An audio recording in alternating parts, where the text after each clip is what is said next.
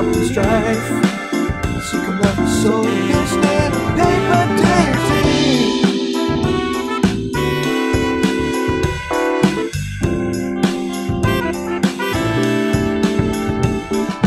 Let's go and flash the plastic, blowing all on hot girls and wheels. Let's do something drastic. In the morning we'll never feel. Where were you on Black Wednesday? Stood for hours outside the Northern Rock. Still hungover from Tuesday. Must we take this banker's cross? In God we trust. Set us on the bill from bill to bust. Make it a thrill. Make us feel your life. Dominate your goals. Make it trouble and strife. Sick of love and soul. It's been paper daisy.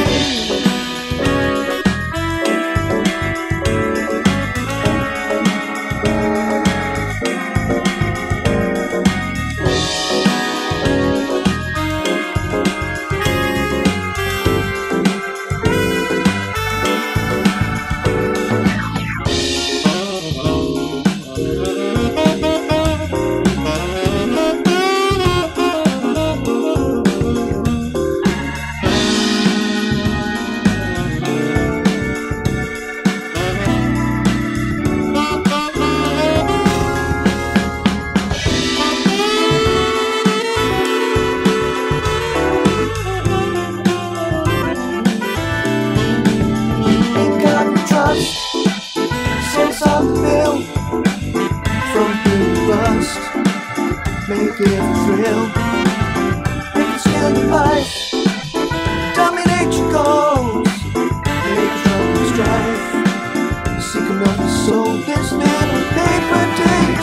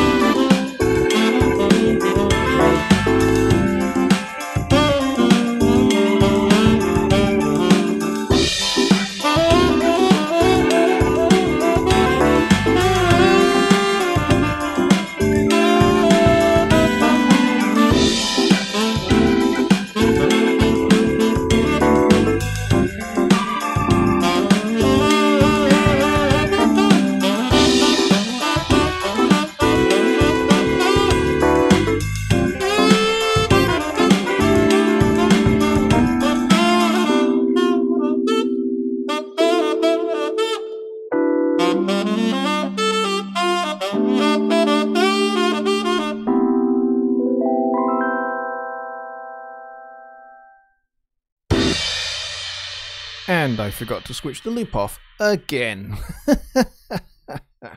Evening, everybody. Hope everybody is doing really well and having a great week. I apologize for that. But there we go. I always seem to forget to do that. I always seem to forget to turn off the loop in Studio One. That's really stupid. But there we go. There it is. So I hope everyone has had a great week. I've had a pretty good one.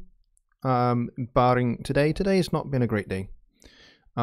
For reasons that I will not go into. Because it's a little bit personal, a little bit private. So not going to go into the reasons why it's not been a great day. It just hasn't. So I've been very much looking forward to coming on stream tonight and being able to talk to you guys and hopefully show you just a few of the ways in which I like to mix vocals, lead vocals in particular, to sit nice and up front in the mix. So there are a few different ways to do this, lots of different ways to skin this particular cat, but what we're going to talk about tonight is just my particular way to do it. So take from tonight what you will, essentially. But hopefully it should give you some ideas to try out, and you may or may not find them useful. It depends, again, on the style of music that you work in. But yeah, hopefully you'll gain something from it. So let's go and see who is here. We have, hang on, I need to scroll up the chat. Let's see. Stephen Greenwood is here, and he says hello everyone. And Diego and Bobby Booth, Just Bob, popped in, but he's gone to work the yard with his wife, which is awesome. He says he will watch the replay. That is very cool, and I hope you enjoy the show just as much as everybody else. Let's see, who else do we have? Diego is asking why not full screen. Yeah, we should be full screen. My webcam picture is not full screen. There's a reason for that. Is that, well, the whole screen will fill up with my forehead if we were to go full screen, so this will have to suffice. However, when we get into Studio One, you will get to see full screen and in glorious Technicolor detail. Raina is here, Bob T is here, hello, and Chris Beebe, my good friend, says, love the roads. Well, that's cool. Yeah, actually, this song in particular, I just did the roads dry, just completely dry. No, kind of like the signature kind of sound I've developed on the roads over the years has been to run it through a phaser or a ring modulator or both, and it works pretty well. But for this particular song, I just decided I just want a nice, clean, straight, unaffected, unadulterated road, so that's what we did for this particular song. Raina says, can't stay, night ends soon. Yeah, it's very late for you. I realized that, Raina, because you're in Germany, so it's an extra hour on, so this is like 1 a.m. for you, 10 past 1. So yeah, it's pretty late for you, and I totally get that. So we got 14 people in here so far, which is a small but nice gathering. So it'd be nice if we could get a few more people in. So if you know people that would be that you think would be interested in coming on my Sunday Night Live, then please do send them a message. Let them know that this is happening. Either, just post it up just now and let them know. Say, hey, this show is happening now. Get in. For your information, video says 30th and not 29th. Well, that's because here it is the 30th. It's after midnight here. But I can change that. That's easy to do. Let's see. Let's just change that to the 29th, and hopefully that that change will now be reflected. But thank you for that, Diego. Yep. Here in Scotland, in the United Kingdom, it is the 30th because it's past midnight here. But I need to just remember that for the United States, it is going to be 6 o'clock in the evening of the 29th. So you're in yesterday and I'm in tomorrow. So got to bear that in mind. All right, so we have 15, 16 people in the room, which is cool. If you're watching and you've not posted in the chat, go ahead and say hello. That'd be great. Chris, I believe, is letting folks know in the HST support group that we are live, which is cool. Thank you for doing that. I had posted an announcement up there, I think yesterday, advertising that the show was tonight. So hopefully we'll get a few more people in here, but even if we don't, it's cool. So we're about 10, 11 minutes in. So Orion Chapman has just walked in. He says, hey gang, how's everyone? Yep, we're doing pretty good, I think. So hopefully I'm not going to be preaching too much to the converted tonight. So but we'll see. I mean, some of you guys may well be already familiar with some of these techniques that I'm going to show tonight, but some of you won't be. And if you are, that's great. There's always, it's always a good thing to be reminded of good things that we're already doing. But if it's something that you're not familiar with, then hopefully, this will be something new for you to try out. Stereolab is here, and he says hello from the San Diego beach. Hello to you too, my friend. San Diego Beach. That sounds absolutely gorgeous. It's not been nearly as hot here the last couple of days. We did peak. We peaked probably Thursday when temperatures here were like 34 degrees centigrade, which is going to be, I don't know, late 90s. I don't know. I'm not really sure what the conversion is. Somebody can work that out for me. But yeah, it's been extremely hot here, and certainly by Scottish standards, ridiculously hot. But we had a couple of thunderstorms and some heavy rain yesterday and today, and it's much cooler. It's much more like mid to late 20s. So it's dropped about 10 degrees centigrade basically here, which is nice. So we've got 18 people here. Max1651 is here, and he says that he always enjoy your music, Johnny. Well, that's really nice of you to say so. Thank you very much for that. Appreciate that. Yeah, I like writing songs. I've loved writing songs since I was about 10, 11, 12 years old. And hopefully I've gotten better at it since I was a kid. But yeah, I'm glad that you like the music. I am actually working on a new record, which is a little bit of an announcement. I don't quite know when it's going to come out, when it's going to be released yet. I haven't got a release date in mind yet, but I am working on that at the moment. I'm working on a bunch of new songs, so maybe another 5-6 song EP will be forthcoming. Maybe, not really quite sure, but maybe kind of in time for Christmas, maybe just after and into the new year. Not quite sure yet. Kind of depends on a few elements, because there are some guests I want to get onto this record, because I think the songs that I am working on at the moment are going to suit certain artists to come in and add their performances on various instruments. So and it's also going to be the first time that my rhythm section, my regular rhythm section that I've worked with for the last 21 years, they're not going to be on this. So pretty much it's just going to be just me and a bunch of guest musicians. So that's kind of the way it's going to go for maybe the next few records, because I can't afford to keep my band anymore, unfortunately, because it's too expensive. So that's the way it is, and Chris has done the conversion for me. 34 centigrade is 93.2 Fahrenheit. Well, there you go. So it's pretty awesomely hot.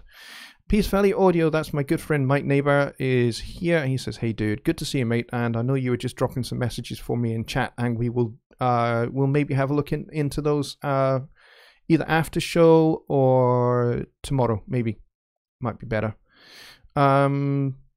Diego says, what instruments do you play? Do you sing? Well, what you heard just now was me on Fender Rhodes and lead vocals, and my rhythm section, which I, as I say, I no longer have, but they were my rhythm section. And the guest on that record playing tenor sax is a guy called Roger Key. He's highly respected session tenor sax player down in England. And he's really, really, really terrific. And he came in and knocked that out in, I think that was 2 takes. And most of that solo is made up of first take phrases. So there you go. So that's that solo at the end and the middle bit as well. So it's a great performance by him. But yes, I play a lot of different instruments. I maybe play a dozen instruments, but Roger, he plays about 40 instruments absurdly, phenomenally, to genius level well. But he's mainly a tenor and soprano sax specialist. That's what he specializes in. But so there you go. Okay, right, let's get started, because we're 16 minutes in, and I would really love to get into this mixing vocals to get them to sit on top of the mix. So hopefully we're not going to have any hitches with the screen switcher tonight. I'm sincerely hoping that we don't. So let me just check that is going to be the right button, and it is, which is great. So I can now press that button there, and hopefully you guys should now see Studio One, which is pretty cool. So actually what we have here is the session for the song that you've just heard, and I thought I'd let you hear the whole song so you you get a flavor of the song that we're going to be working with and the vocal track that you're going to be working with. So here it is, and this is what it looks like. As you can see, there's not a lot in terms of plugins going on until you get over here to my buses, because this is where, as you well know, I do my mixing top-down style. So I start with the mix bus and work my way along. Usually I have a compressor and an EQ on here, but in this case I just have just the compressor and nothing else going on. And for this EP, basically I did a stock plug-in EP in terms of mixing. So I'm not using anything that is external to Studio One at all on this mix as it stood when I made this record a couple of years ago. But tonight we are going to do something a little bit different with the vocal. Because generally speaking, when I'm mixing, I want the vocal to stand out. I want it to have its own kind of tone, its own kind of character, its own kind of sound within the mix. So, as I say, in this particular instance with this song, I just used the Pro EQ and the compressor, and I stacked a second compressor under it, but this is acting more like a de-esser. As you can see, I've got it 14:1. And I'm using the sidechain filter here to get rid of my sibilants. So that's really just a de-esser. It's not really stacked compressors here. And I've done the same on the background vocals because the background vocals are all me. So you got a stack of about 4 of me on this BV bus here. So we're going to do something a little bit different. I'm going to turn these guys off because we're going to make the lead vocal sound a little bit special tonight. Because although I was happy with this mix when I did it, oh, Beatrice has just walked in and she says, "Hey guys, good to see you." Diego says, "I can't move my buses next to the instruments I want. They always stay at the end." That's because you have a setting. If you go into the little wrench here, you see a bunch of settings here. In the grouping section here, keep effects channels to the right, keep bus channels to the right. Now if you have those guys checked, then at all times your buses are going to go to the end here. But if you want your buses to be next to your instrument channels, like let's say you're doing a full drum set mix, which in this case this song didn't have that, but if you were, let's say, then you might want to bus your snare top and bottom mics together. And if you want to do that, then you'd add a bus for those 2 selected channels. And without this checked, that bus should be next to your snare mics, your snare channels. So I hope that helps you sort that one out. Okay, let's get into this. So what are we going to do? Well, I'm going to try and stay stock plugin. I could use the Slate bundle, excuse me, which I do have. I do have the Slate digital bundle. I could use the virtual mix rack, and I could bung an SSL EQ on there, and I could go through the Slate 1176 compressor, and then I could go into the FG Red, which actually sounds fantastic, by the way. If you've got the Slate bundle, I highly recommend that as a chain. Because you get really nice warm vocals going through those 2 compressors and that particular EQ, or you could go through the Neve EQ and get something sounding just as nice, but a little bit different, a little bit of a different character. So we're going to use the fat channel is what we're going to do. So let us go down to the lovely fat channel, and I'm going to stack a few of these ultimately is what I'm going to do.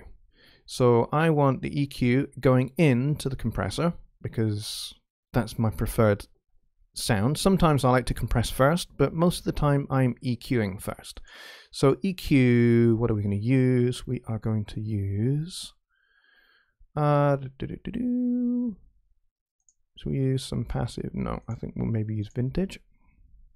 Yeah, use vintage. And for the compressor, let's see, let's get that on actually. For the compressor, we will go for this guy, the FET compressor, and then what we'll do is we'll get another FAT channel. We'll bring that one underneath, and this guy is just going to have the compressor engaged.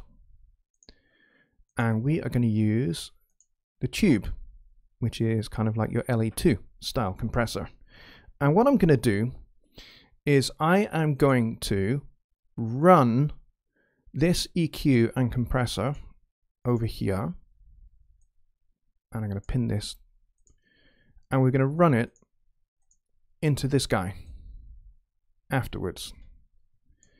So you'll have the EQ coming from this vintage EQ, and then that will go into the compressor, which will be the 1176.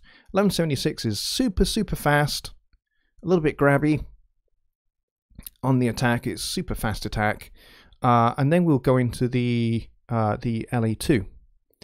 And I'm going to use the LE2 basically to compress the body of the sound. And I'm going to use this guy to compress the transient of the sound. That's my aim tonight. So we will see how we get on, and we see how we go with this. So hopefully this will work nicely.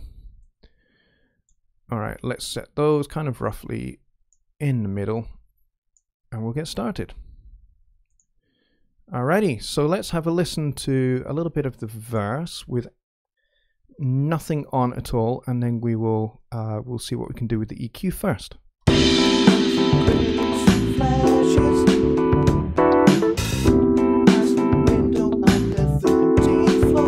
Now, as you can hear, it sounds pretty quiet, right? So the compression is going to help because I've turned these guys off here, and I've kept the de-esser on at the bus there as well. So we may re-engage maybe the compressor actually. So we're getting a little bit of bus compression going on at the end as well. So let's get started with the EQ on this. So let's start from the beginning.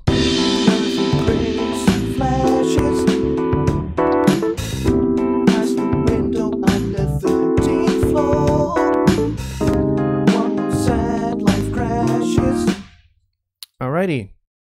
I could hear a little bit of crackling and popping there. That must have been my CPU, I think it was. Naughty CPU, calm down. Alright, let's go and solo up the vocal. And we will get to work with some EQ. For a start, I want to cut a good amount from 110, I would say, just having listened to that, and I think we'll give a little bit of warmth there, not a whole lot, less than a dB. And then here we're going to do a little dip out here. That's kind of for my sibilance, but I want to have also a little bit of sparkle up top as well. So let's have a listen to that. Another grey suit flashes past the window on the 13th floor. One more sad life crashes. Okay, we seem to be getting some popping. What's going on there? We weren't getting this the other night, that's for sure. Okay, let's carry on. Another grey suit flashes past the window on the 13th floor.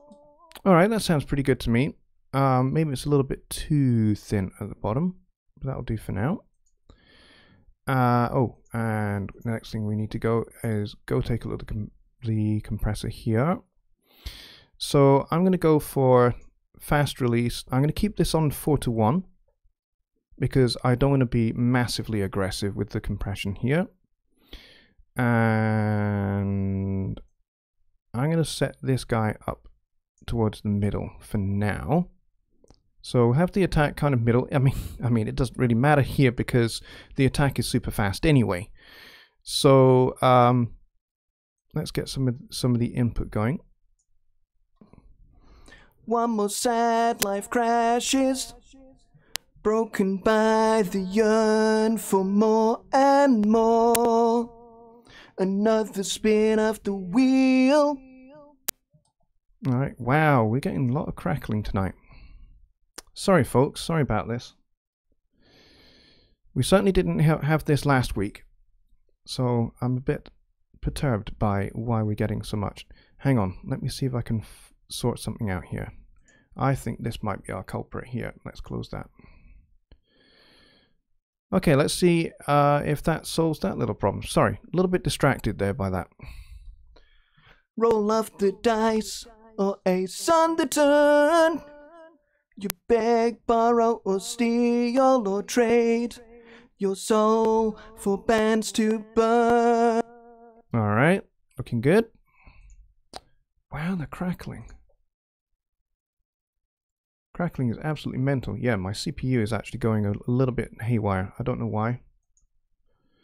Okay, let's go and get this guy open. And what we're going to do here is we're going to give this a little bit of compression as well. I'm only looking for about 3 dB on both these two compressors. So let's go back to the beginning of this verse. Another grey suit flashes past the window on the 13th floor. One more sad life crashes, broken by the yearn for more and more. Alright. Let's see what that's like in the mix. Let's get this out of solo mode. Another grey suit flashes past the window on the 13th floor. One more sad life crashes, broken by the yearn for more and more. Another spin of the wheel, roll off the dice, or ace on the turn. Alright, I think that sounds a lot better actually than what we had if we were if we go back to listening to the version we played at the start of the show, which I can easily set back up if I turn those guys off. And then if I go back here and turn that on, and we can do a little bit of A/B. Another grey suit flashes past the window on the 13th floor. One more sad life crashes. Alright, so let's compare that to... I want to keep that one on. To this. Another grey suit flashes past the window on the 13th floor. One more sad life crashes, broken by...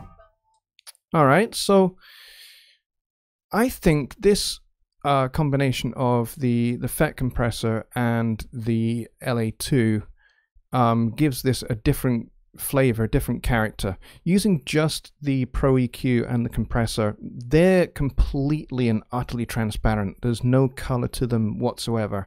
The EQ just turns down frequencies and turns up frequencies, and the compressor basically just controls the dynamic range. It doesn't really do anything different, doesn't really do anything else. Whereas these guys here, they bring out the character that that you would maybe miss just using the Pro EQ and the compressor. So these compressors here, these classic compressors, have a unique character and a unique tone all of their own.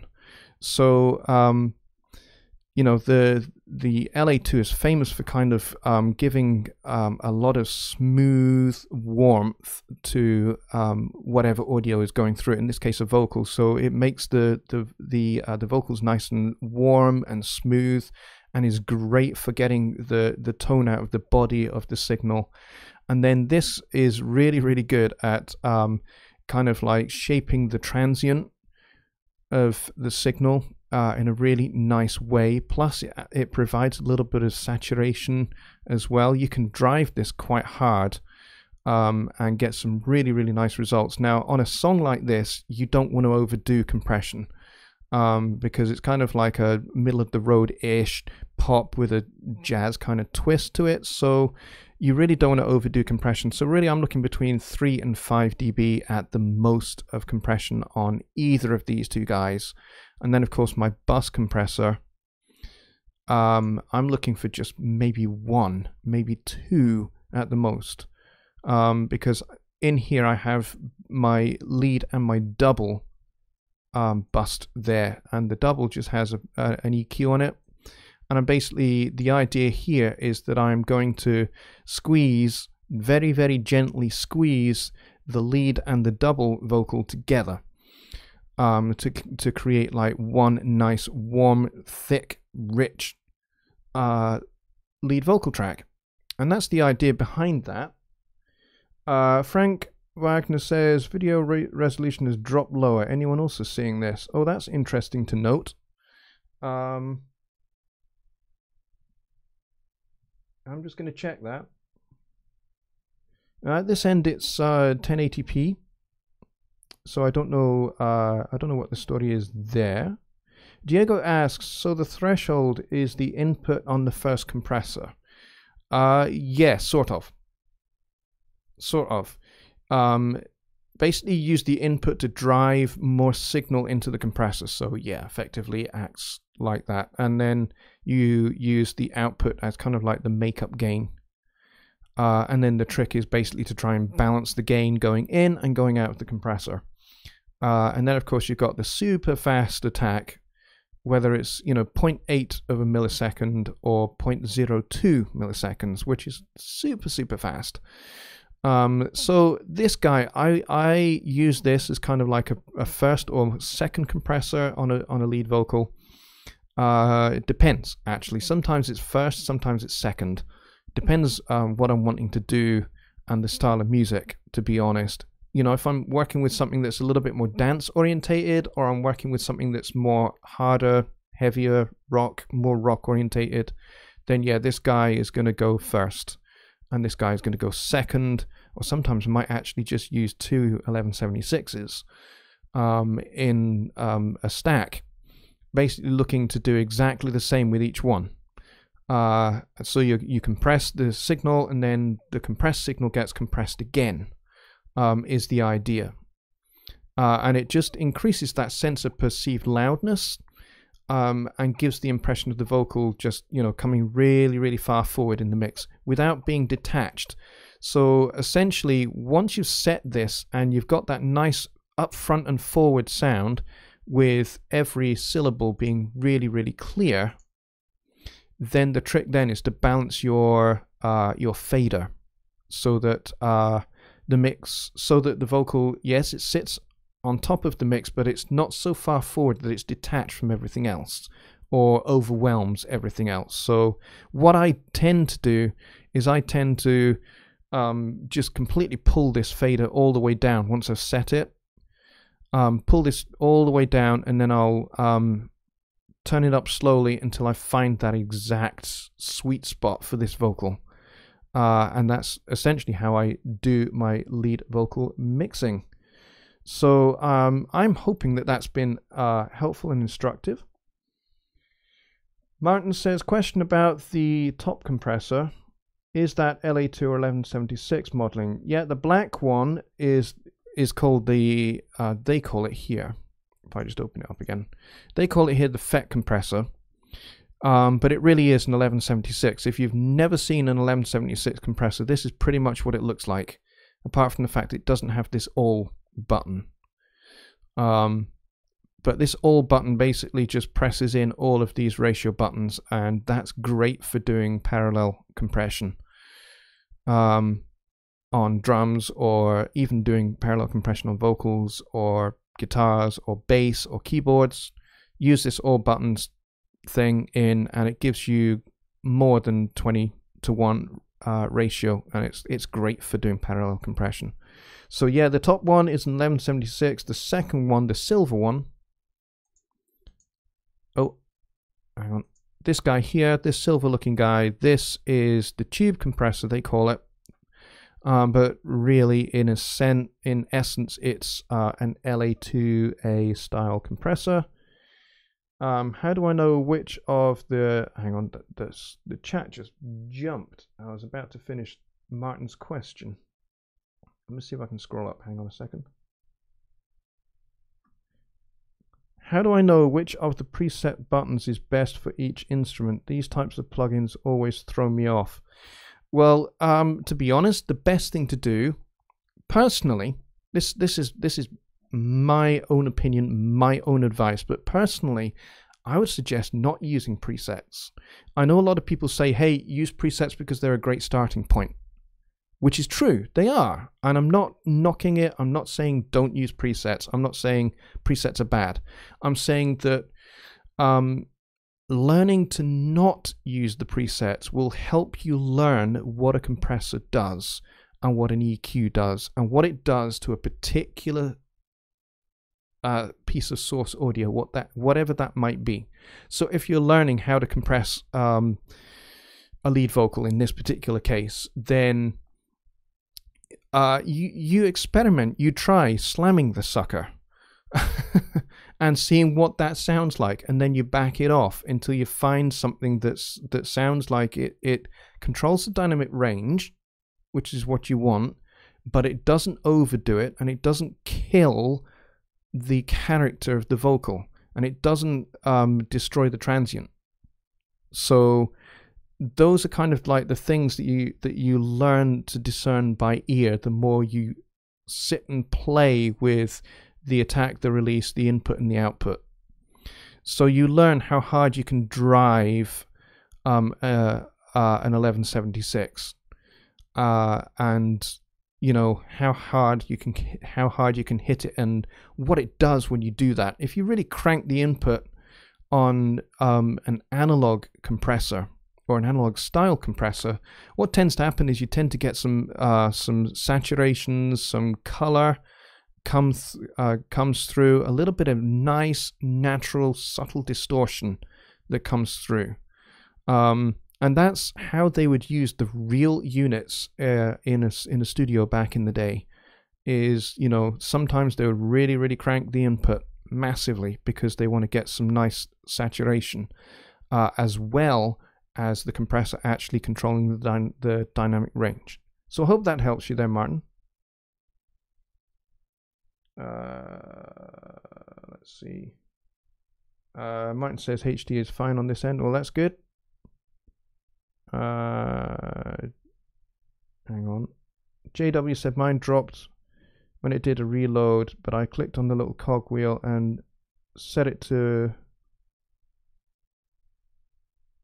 1080p and it is HD clear now. Well, there you go. JW says I'm running at full screen, if that helps. Okay. UHF Sprung says I searched the whole time. How can I write something with the hands? I'm not really sure what you mean there. I'm sorry about that. Handy, great video, thanks. He says in my hometown it's now 1:40 p.m. 1:40 p.m. Okay, that's nice. So do you mean that's lunchtime or do you mean that's 1:40 in the morning? I'm not really sure.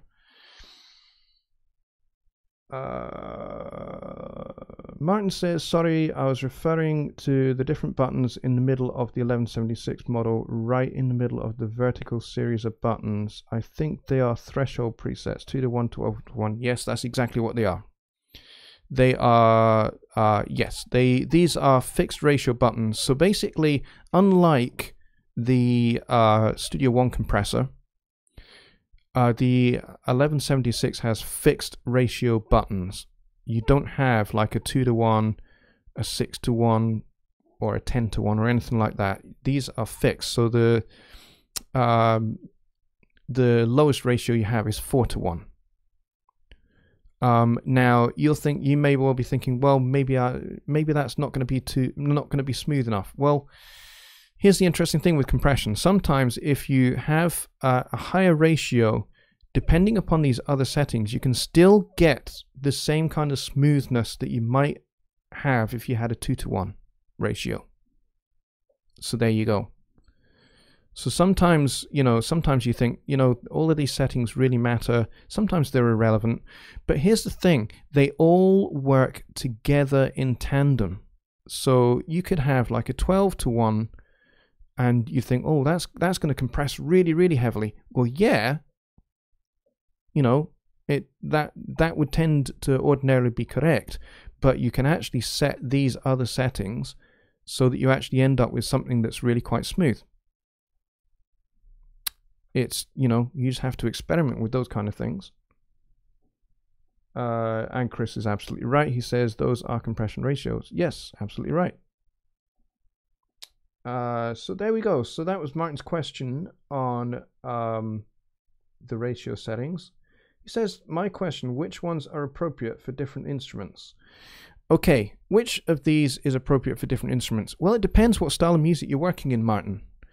If you're working in, you know, acoustic fiddle music, maybe. So maybe you've got fiddle, a baron, maybe, and an accordion. And maybe you've got a vocal as well. You know what? You're not going to be hitting 12:1 or 20:1 or 8:1. You're going to want this guy here. But to be honest, for that particular style of music, I wouldn't be necessarily using an 1176. I might use an 1176 on the baron. But for a lot of it, I'm going to use the LA2 because the LA2 is a lot smoother and a lot more subtle sounding. And it's the attack and release profile are much more broad and smoother and slower. So I would maybe use this guy. It depends what you're wanting to do, how much color you're wanting to get with the mix. Or I might actually opt for an SSL channel strip, maybe the SSL E channel from Waves or something like that. Because the compressor there is good at creating, you know, a nice punchy effect on the audio. So it's dependent not just on the source audio, the instrument, but the context into which that instrument is set. So, you know, if I'm wanting to compress an upright bass, yeah, I'd go for something nice and smooth in a jazz setting or a classical setting. But let's say this upright bass is much more in a kind of 50s skiffle kind of, well, in a 50s kind of skiffle kind of music, you're getting a lot of slap because the bass player isn't just plucking the strings, he's pulling as well. So he's pulling the strings and the strings are slapping back onto the fingerboard. So you get a lot of spiky transients there. And then, so you need to decide how much of those you want to allow through, how percussive you want that bass to be. And that will determine kind of what your attack and release settings are.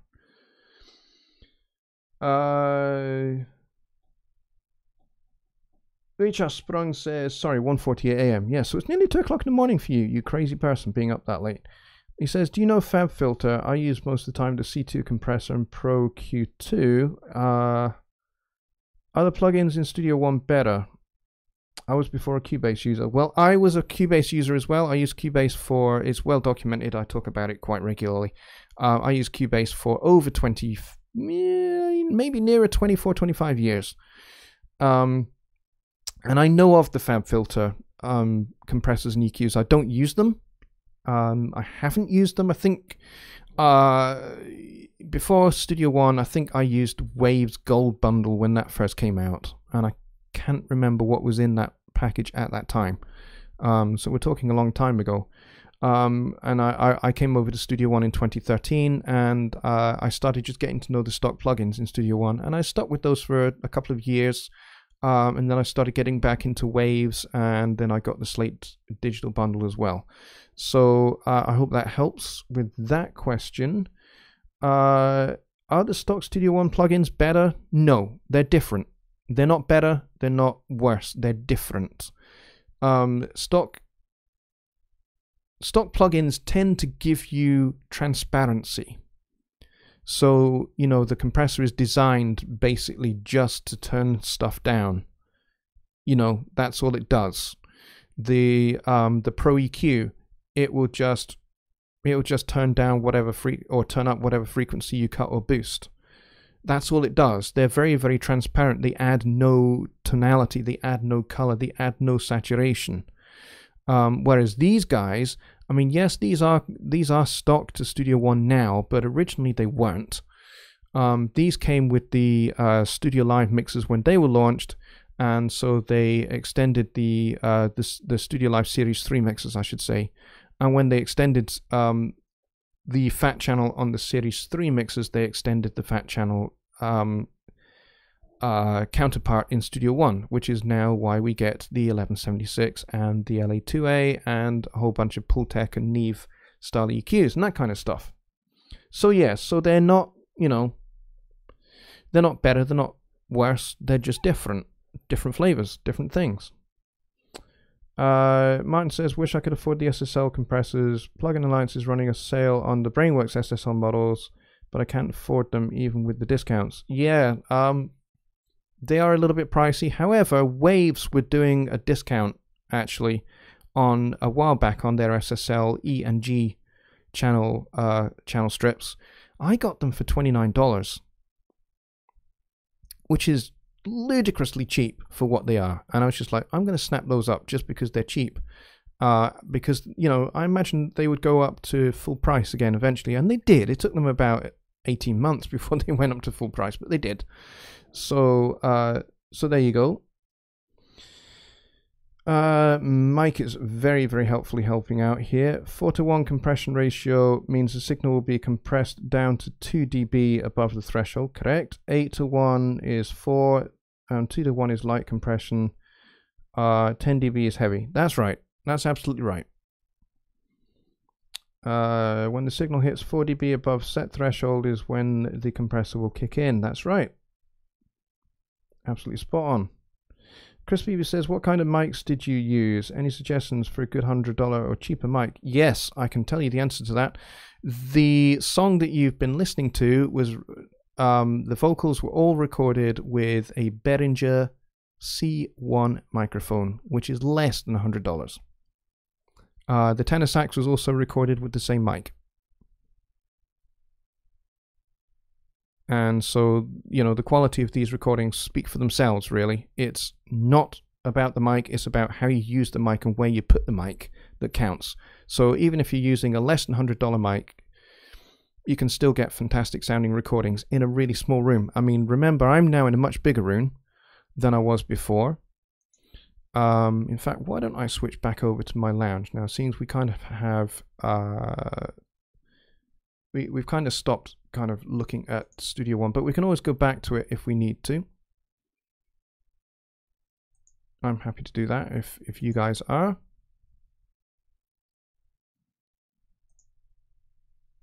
So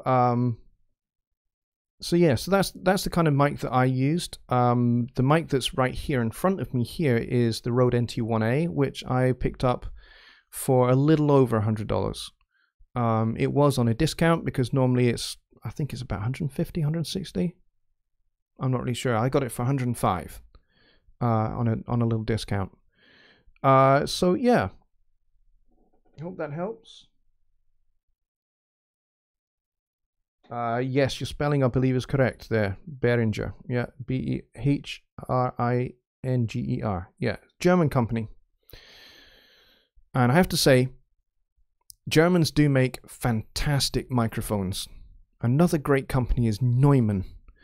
They make extraordinary microphones. They are outside of my price range at the moment, but I would love to get myself the Neumann Mini K47 because it is a gorgeous microphone. It has an absolutely stunning sound. So I'd really like to get my hands on one of those. Martin says, is there a reason why your video is in a medium-sized frame and not full screen? Yes, I explained that at the top of the show. My webcam feed is in a smaller box for the simple reason that the whole screen would be filled up with my forehead if I did that. So, and you know, not everybody has their webcams full screen, and so yeah, that's what I chose to do.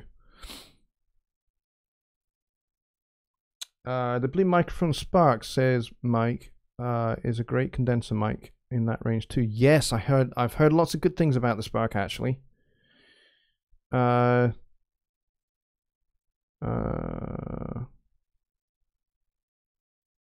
yes, the Neumanns are a lot out of that $100 price range. That is absolutely for sure. No doubt about that. They are a little bit more expensive. Martin says, yeah, but we benefit from all that brain power. Yeah, I see what you're saying. No, I kind of, I mean, I can maybe increase the size of it. Let's have a look. I don't want to increase it too much because I've got kind of graphics and stuff on here as well, so it's not really going to work. Unless I make that one a tad smaller. Make this one. Well, that one's okay. So I can maybe go this way a little bit. I'll make it a little bit bigger. Ooh, hang on. Just bear with me a minute. I'm trying to center it now. I mean, I could make it full screen, but like I said, I've got graphics on here. There you go. It's a little bit bigger, and actually, it's a little bit off center as well, I think. But yeah, so that's the reason why I may change it. I may well move the graphics around a little bit so that you know, there's more of me in the screen than there is the graphics, but we'll see. These are all things that I'm working on, all things that are changing. You know, I've only started using OBS. This is like my second or third stream using OBS, so I'm sure things will change as we go. Woodbeast is here. Good to see you. He says, I sent you some dough via PayPal. Well, thank you very much. That's very kind of you, Woodbeast. Thank you. Appreciate that. Martin says, no worries, just curious. Yeah, like I said, I've kind of only just started using OBS, and I'm just kind of still in the throes of making things how I want them. I will tweak as I go, and I'm sure I'll find something eventually that looks a lot better. So I apologize for all the crackles during the demonstration. I don't know why that was, because that was certainly not happening the last time we did a show. So, and the CPU was not going up like over 100. It wasn't maxed out that way. And the performance meter in Studio One was really low. So I can't quite understand why I was getting crackles and pops. But there we go, because I don't tend to get them ordinarily. So, sorry about that.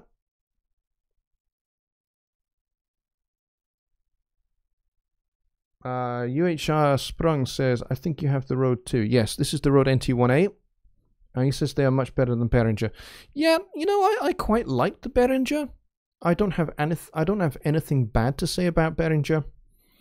I know some people that make a lot of successful records using Behringer microphones almost exclusively. Again, it's not about the mic brand as such. Although, you know, microphone manufacturing companies will tell you that the brand is everything. Their brand is everything.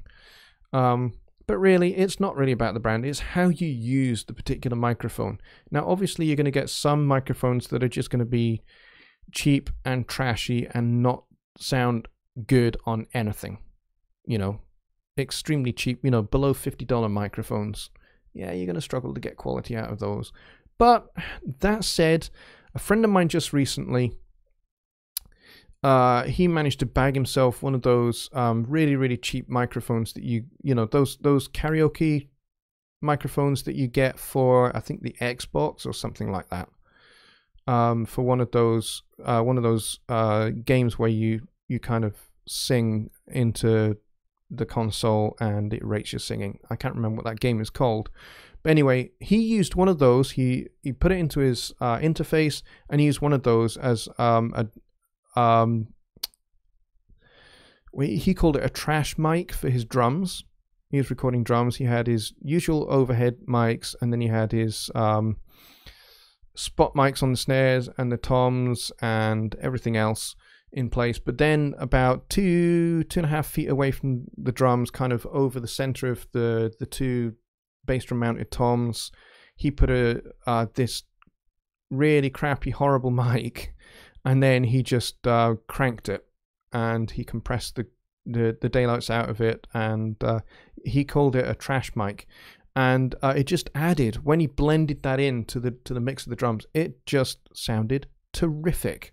It made the drums just really gritty, and they had character, they had girth. It just sounded really, really great. And then he soloed this trash mic, and it just sounded horrible. It sounded hideous. It was crackly. It was thin sounding. It just sounded like, you know, the audio was going through gravel or something.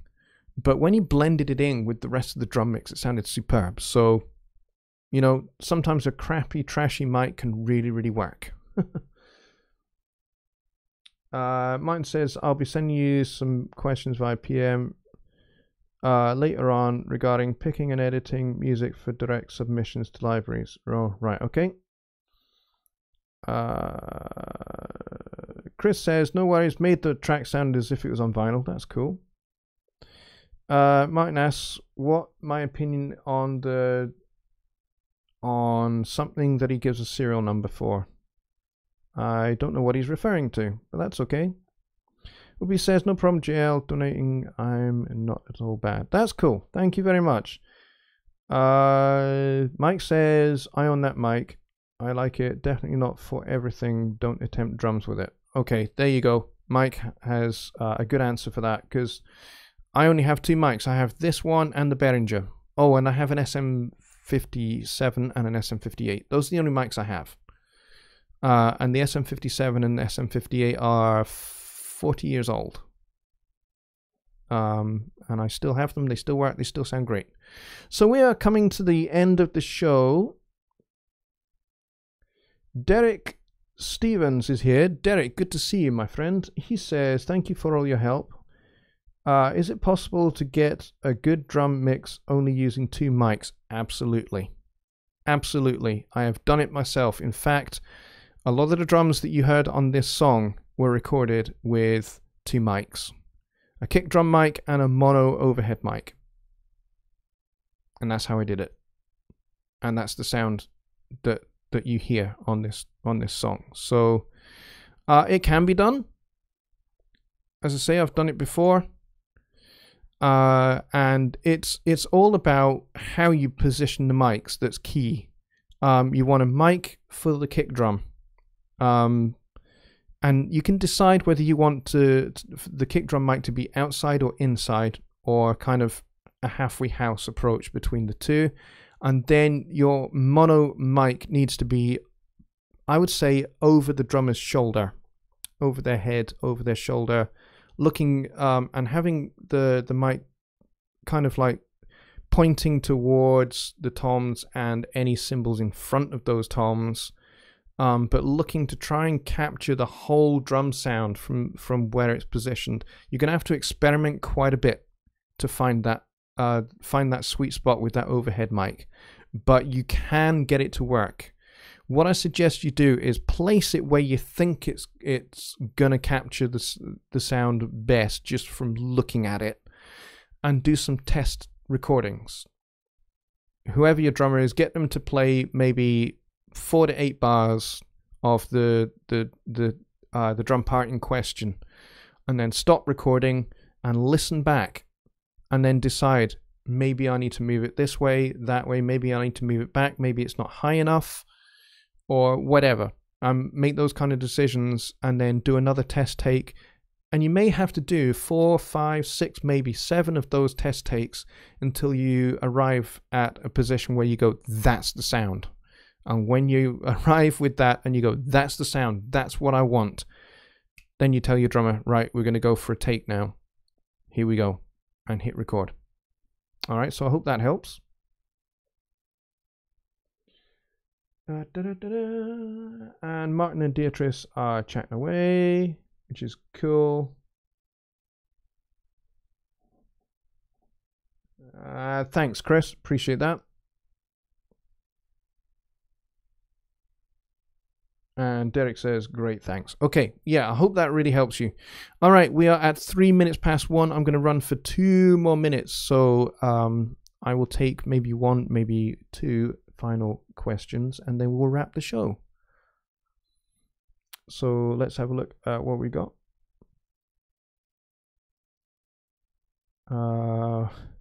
Dee Dee is chatting away to Martin, which is cool.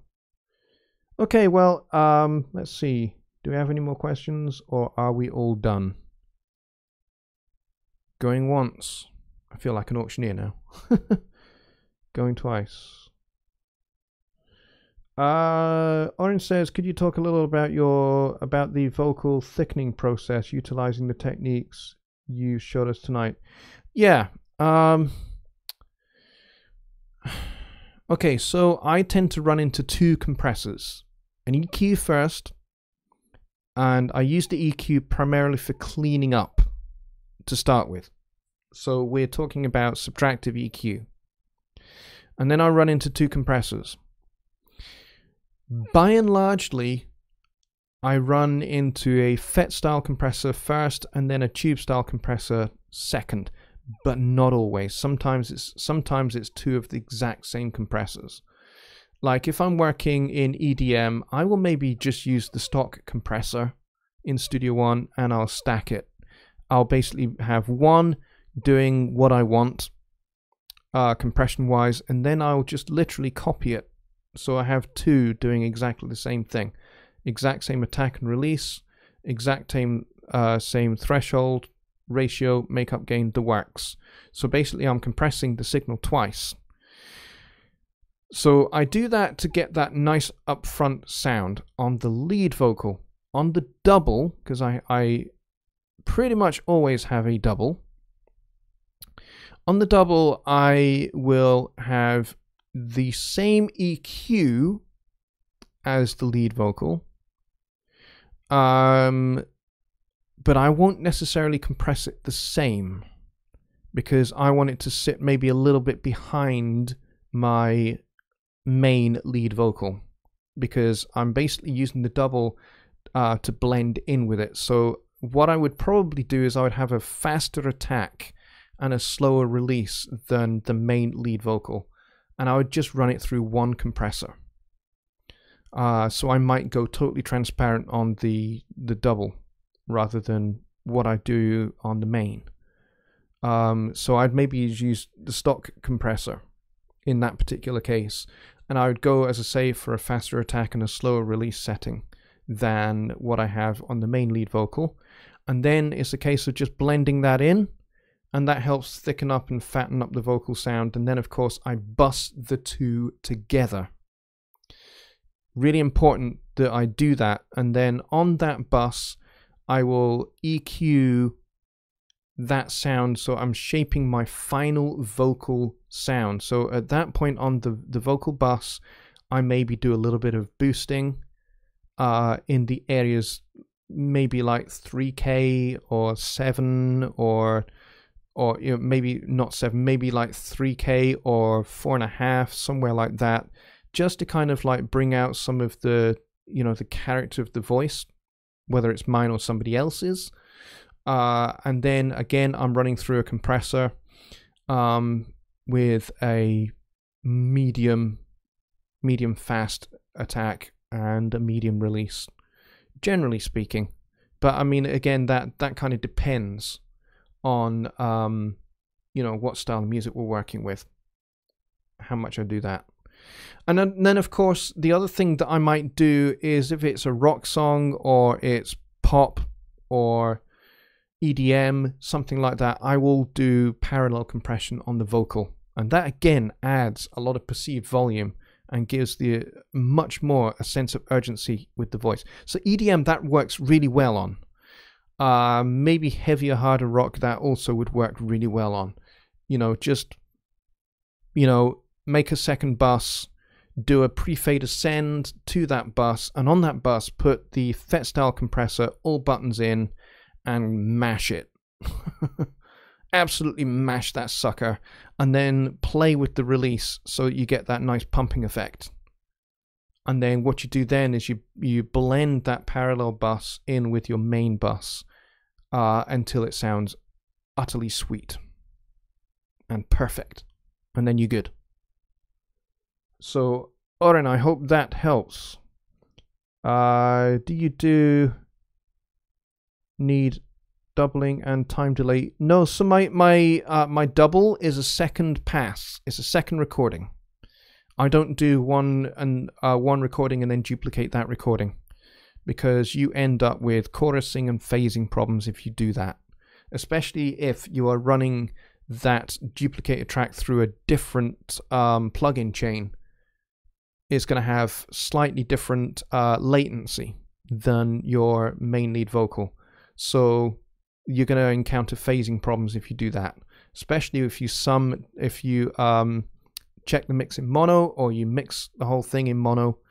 You're going to find that maybe your double vocal disappears a little bit, which you don't want. So the thing to do there is, if it's not your vocal track, if you've got somebody else doing the vocal, get them to sing a second take and get them to sing it as close to that first take as possible. So basically, you record the take, you like that take, you then go, right, let's just say to the vocalist, let's just do another, and just get them to sing it as close to that previous take as they can, and you blend that one in, and that's the one that you blend in.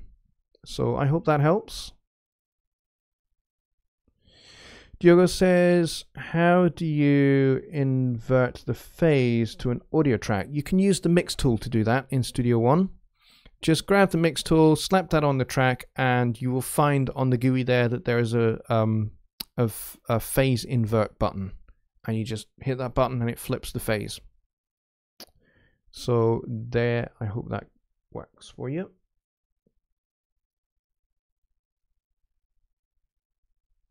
Alrighty, well, I think that's a wrap. We are at 1:10 in the morning here in Edinburgh in Scotland, in the United Kingdom, capital of the entire universe. So I think I'm going to wrap it up there, and I'm going to say a very big thank you very much to everybody for coming out. I think we peaked at around about 21, 22 people, which is fantastic. So thank you very much for that, guys. And your questions, superb as usual. And thank you to those that also sent me a nice little donation. That's very kind, very generous. I appreciate all of those. And I'm so loving using OBS to do my streams. And I'm so loving that I get much higher resolution now, much better quality. And it just means doing these kind of things is going to be a lot better. I will have a work on the crackling and popping issue that we had tonight. I'll get to the bottom of that, because that was annoying, and I apologize for that, because it kind of ruined the demonstration a little bit. It made it less easy for you guys to hear what was going on. So there you go. I hope that helps. And I will see you guys all next time. Bye for now.